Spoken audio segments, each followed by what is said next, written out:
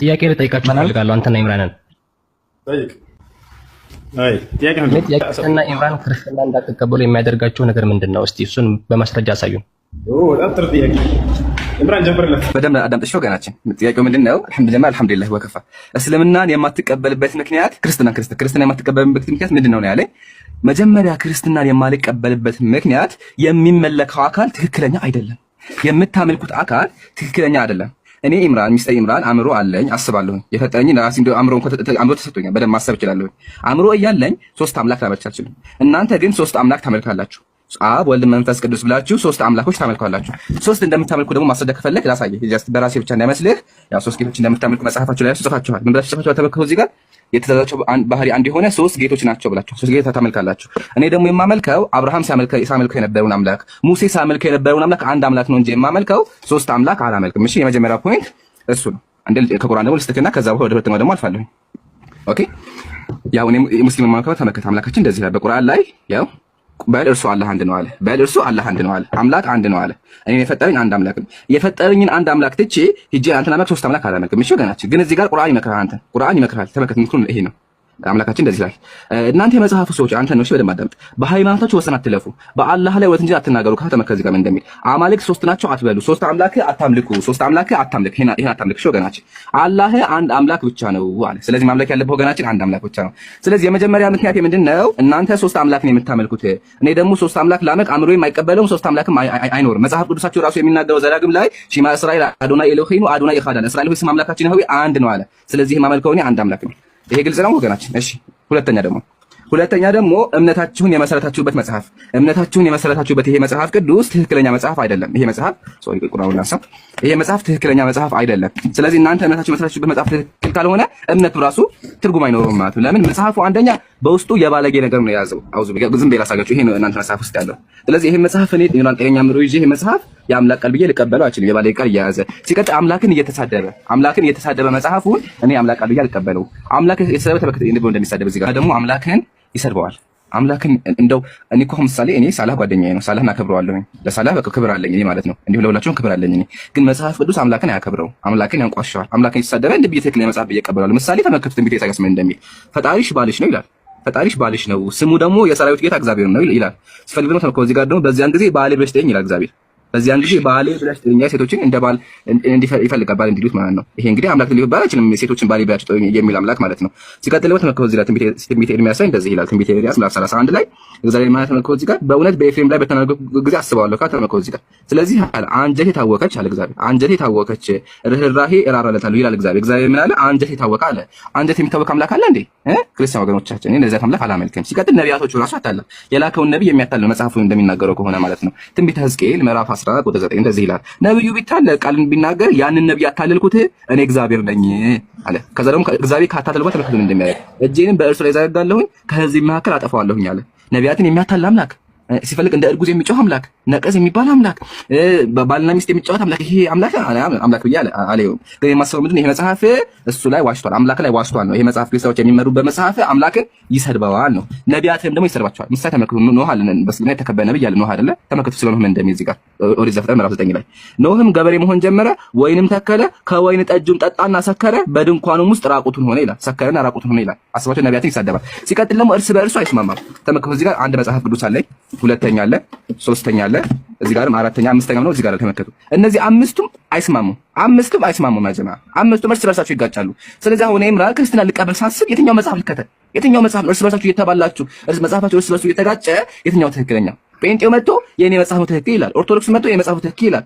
ካቶሊኩ መጥቶ እንደዛው እርስ በርሳቸው አምስት መጽሐፍ ነው፣ ከዛ በላይ አለ፣ ብዙ መጽሐፎች ነው ያሉት። እኔ ግን በራሴ አምስት መጽሐፍ አለ። አይስማሙም እርስ በርሳቸው። ከፈለጋችሁ ደግሞ የሚጋጩበትን ይችላል። ወንድሞች ደግሞ በሰፊው ያሳያችኋል። ስለዚህ መጽሐፉ እርስ በርሱ ይጋጫል፣ አምላክን ይሳደባል፣ ነቢያትን ያንቋሻል፣ እንዲሁም ደግሞ ጸሐፊዎቹ ራሱ አይታወቁ።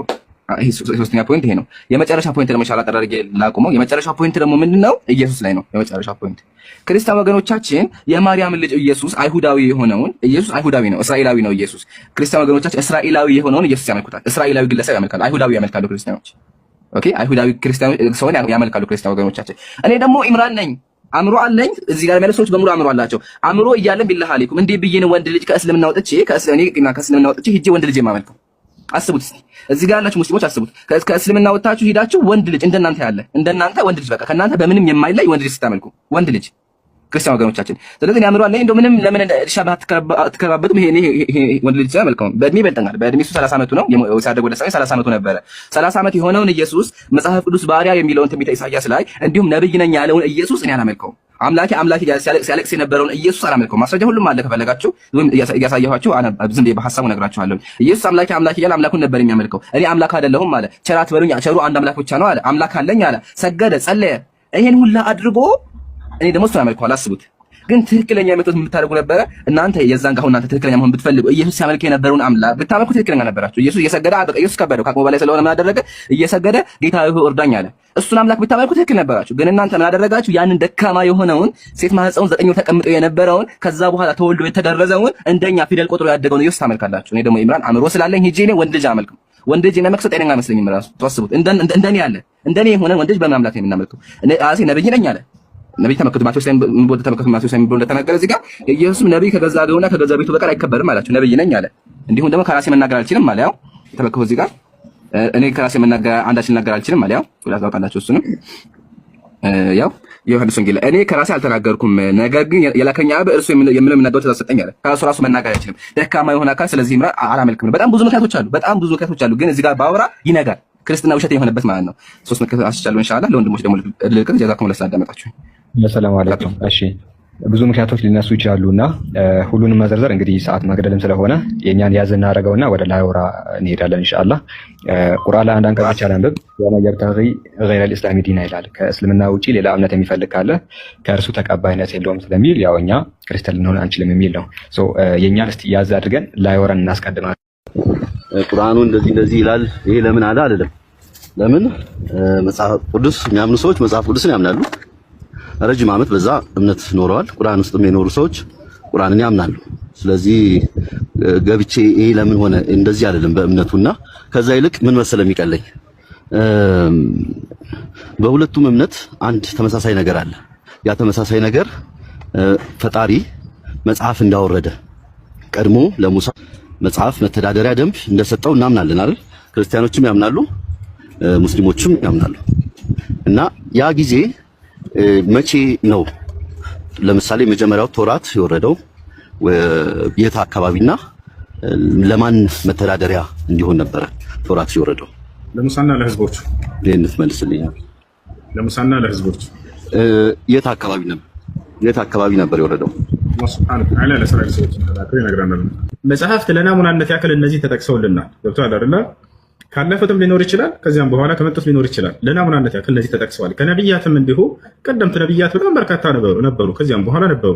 የተጠቀሰዋል፣ ያልተጠቀሰዋል። አላህ በቁርአን ላይ ሲናገር ወረሱለን ቀድ ቀሰስናሁም ዐለይከ ሚን ቀብል ወረሱለን ለም ነቅሱሱም ዐለይከ ወከለመ አላሁ ሙሳ ተክሊማ ይላል። ሙሐመድ ሆይ ከመልእክተኞች በአንተ ላይ የተረኩልህ አሉ፣ እነዚህ ያልተረኩልህም ብዙ አሉ እያለ ይናገራል። አየህ 25 ነብያት በቁርአንና በሐዲስ ላይ ተገልጸዋል። እነዚህ ብቻ ናቸው ወይ? አይደሉም።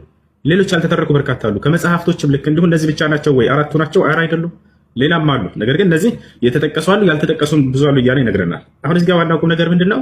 አምላክ በሁለት መንገድ ነብያቶችን ያናገራል። አንደኛ በቃል ደረጃ፣ ሁለተኛ መጽሐፍም ይሰጣቸዋል። ስለዚህ አላህ ሱብሓነሁ ወተዓላ ከአደም ጀምሮ እስከ መጨረሻው ዘመን ነብይ እስከ ነብዩ መሐመድ ሰለላሁ ዐለይሂ ወሰለም ድረስ ብቸኛው ለሰዎች የደነገገው መለኮታዊ ሃይማኖት ኢስላም እንደሆነ ቃል በቃል አስቀምጦልናል። ይሄን ማስረጃ እንስጥህ።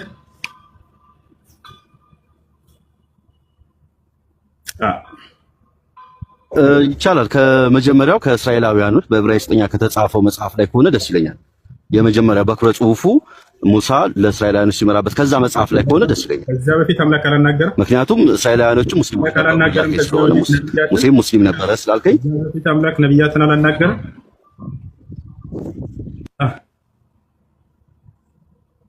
ከዚያ በፊት አምላክ ማናገሩን ተስማምተናል እኮ። ስለዚህ አምላክ ፈጣሪ ፊደል አምላክ እስከሆነ ድረስ ተናጋሪው ለሙሴ ለምሳሌ ቃልን ሲያወርድለት ጊዜ ስላለፉት ትውልዶች የመናገር አቅም አለ የለውም? አምላክ በዚያ ላይ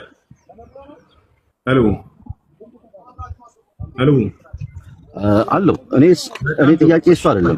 መጽሐፍ ከተጀመረበት ጊዜ ጀምሮ ከዛሬ 4000 ዓመት በፊት የተጻፈው የተግባባን እንድንሄድ ለሙሴ በወረደ መጽሐፍ ላይ ድምጽ ይቆራረጣል። ለሙሴ በወረደ መጽሐፍ ላይ ከሙሴ በፊት ስለነበሩ ትውልዶች አምላክ የመናገር አቅም አለ የለውም?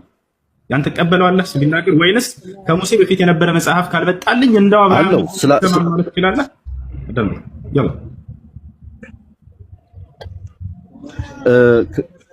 ይኸውልህ እያልኩ ያለሁት ከሙሴ በፊት የተጻፈውን መጽሐፍን ማወቅም ስለሚችል ፈጣሪ ተጽፏል።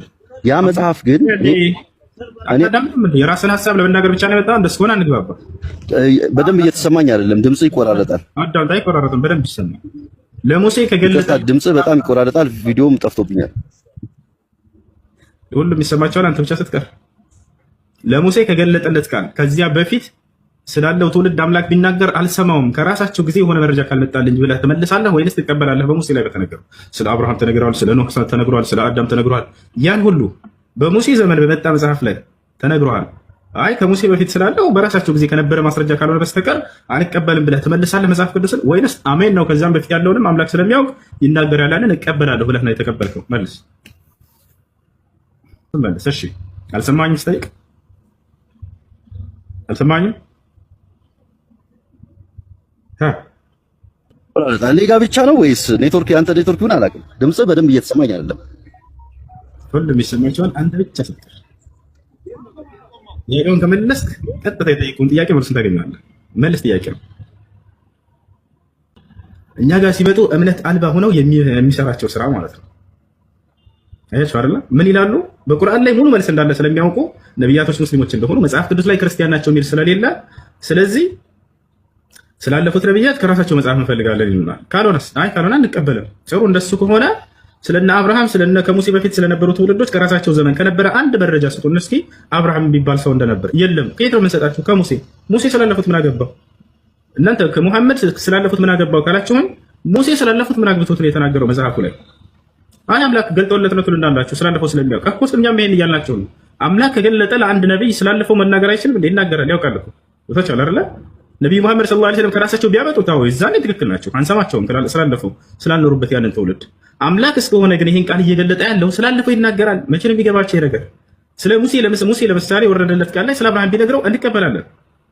አይ ይሄንን ከዚያ በፊት በአብርሃም ጊዜ ከነበረው አንድንም ስለ አዳም ነግሮናል፣ ስለ መላእክ ለውስ ነግሮናል፣ ስለማይታዩ ስላለፉት ትውልዶች ሁሉ ነግሮናል። ያንን አምነን ተቀብለናል። እናንተም ተቀብላችኋል መጽሐፋችሁ ላይ ወታቻለ አይደለ? ወደ ሙስሊሞች ስትመጥ ጊዜ ግን ያለፈ መጽሐፍ በጊዜያቸው ከሌላ አንቀበለው። አያስኬድም። እንደዚህ የእምነት ሰዎች ሆናችሁ ከመጣችሁ እንደ አማኝ ሆናችሁ ጠይቁ። ያቻል በመጽሐፋቸው ላይ ስላለፉት ትውልዶች ተነግሯል። ነገር ግን ሙሴ ያንን ነገር ጽፎላችኋል፣ አሜን ብላችሁ ተቀበላችሁ። እንዴ ይሄ በዚያ ዘመን የነበረ መጽሐፍ እንፈልጋለን ብላችሁ ይሄ ሚዛን አላስቀምጣችሁ። እስልምና ላይ ስትመጡ ሚዛን ታስቀምጡላችሁ። ይሄ አያስኬድም። እንግዲህ አምላክ ስላለፉትም የሚናገር ነው። አምላክ ራሱ ነው ተናጋሪ። በቁርአን ላይ እንደ መጽሐፍ ቅዱስ ላይ ጸሐፊዎቹ ሰው እንደሆኑ ራሳቸው ሀሳብ እንደሆነ ሁሉ የተናገሩ ብዙ አሉ። እነ ሉቃስ ምናምን ሙሴ ጻፈው ትላላችሁ፣ ሙሴ እንዳልጻፈው ማስረጃ አለ። ሳሙኤል ጻፈው ትላላችሁ፣ ሳሙኤል እንዳልጻፈው ማስረጃ አለ። ኢያሱ ጻፈው ትላላችሁ፣ ኢያሱ እንዳልጻፈው ማስረጃ። በቁርአን ተናጋሪ ራሱ አላህ ነው። ቃሉ ሲናገር ምን ይላል? ኢና አንዘልናሁ እያለ እኔ ያወረድኩት እያለ ቃሉን ይናገራል።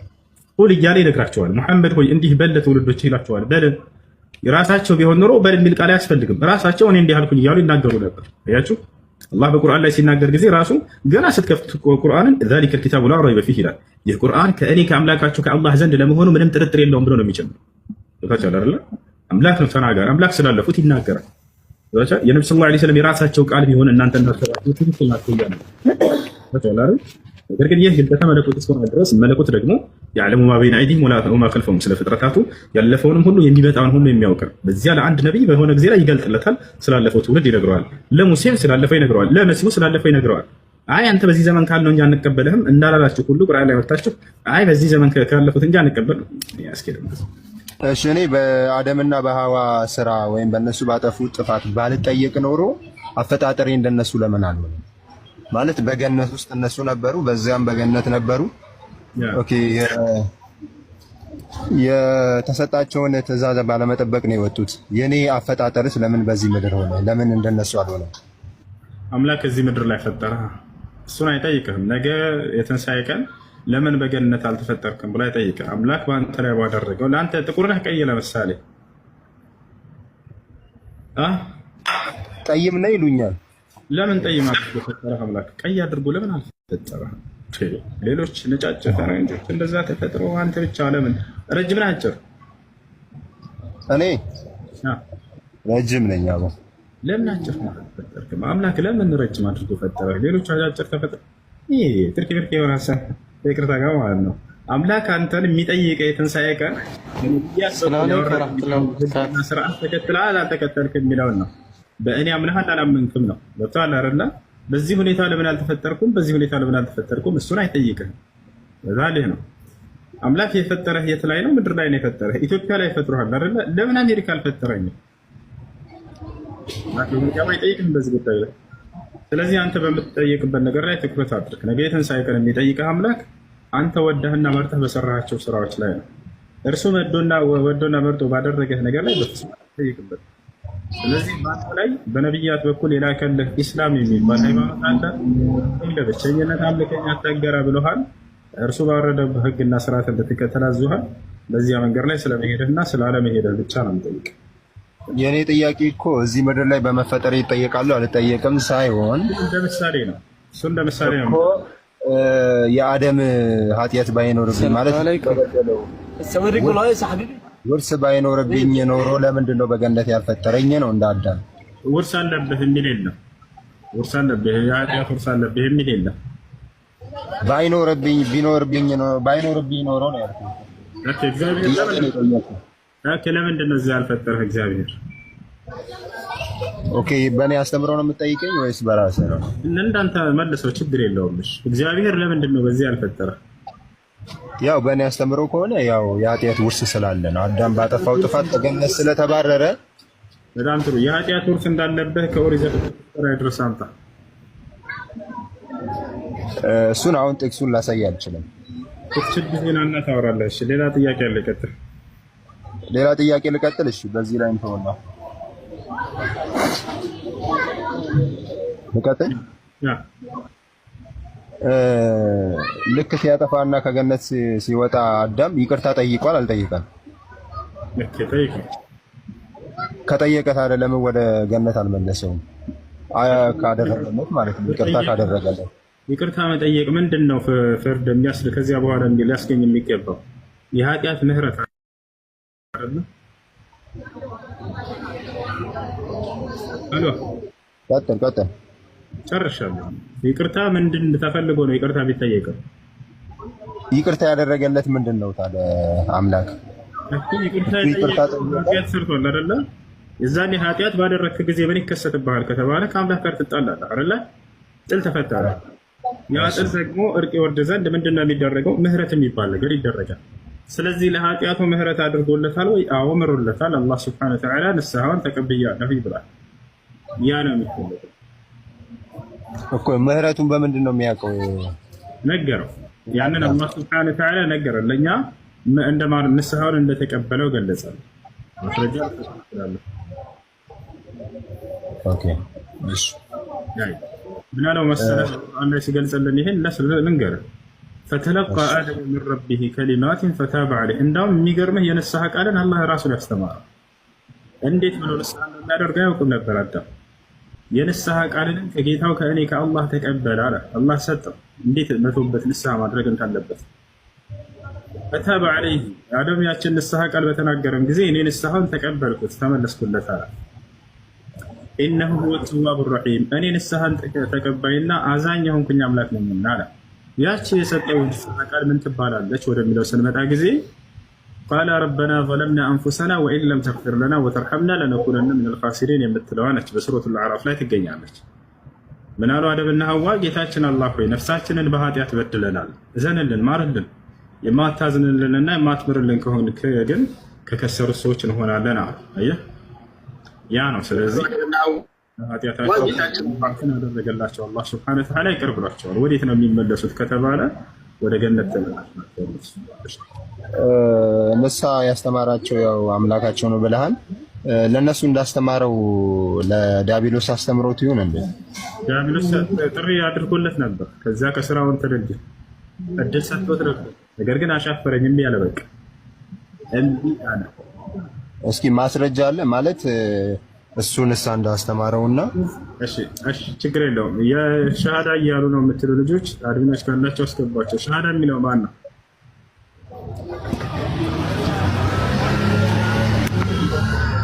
አዳምጥሽ። ሰይጣን ለአላህ ስብሐነ ወተዓላ ትእዛዝ አልፈጸመም ባላይደለ ወዲያው ወርውሮታል ወይ? አልወረወረም።